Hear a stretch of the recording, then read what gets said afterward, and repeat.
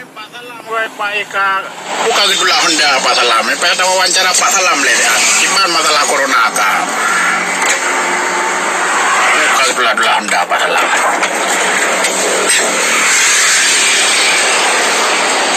Punya Pak Salam. Wan kamu jo. Hah? Wan kamu jo. Beda jalan. Oh, tempat mana? Gede.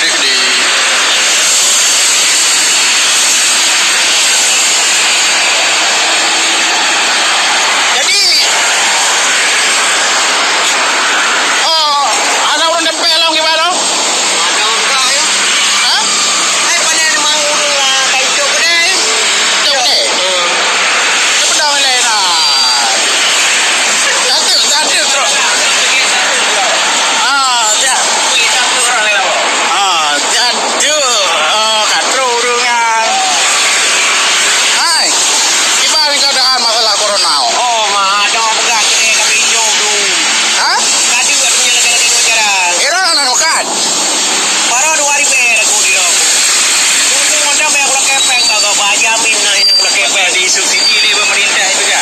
Oh, anak urang pasar ini. Anak. Udah kayak itu pasarnya. Terus pasarnya orangnya kan dari itu saja.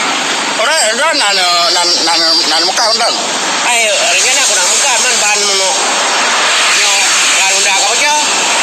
Oh, nah.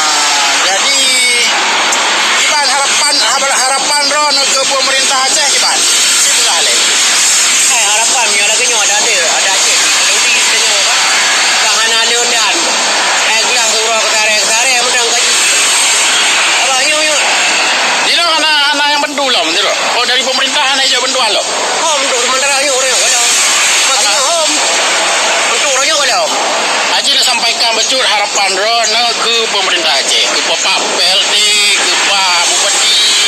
Harapan kamu rakyat di Banjara, di bapak kamu, bantu kamu kan, kamu rakyat hubung terkenyu, kahana lu, membantu mentong, sebab pulamnya dengan corona lagi kamu tidak buka jangan lagu, pulang hana, kaki Banjara, baganya lah yang god, yang harapan ulun tuan. Jadi yang kita jalan ya, urin tempe bahan Honda anak teruk lah.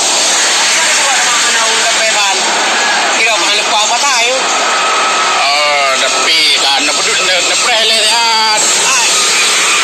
Ini orang tempe bani dong kan. Anak baju ni adalah harapannya Pak Salam. Anak baju. Oke, je boleh dah.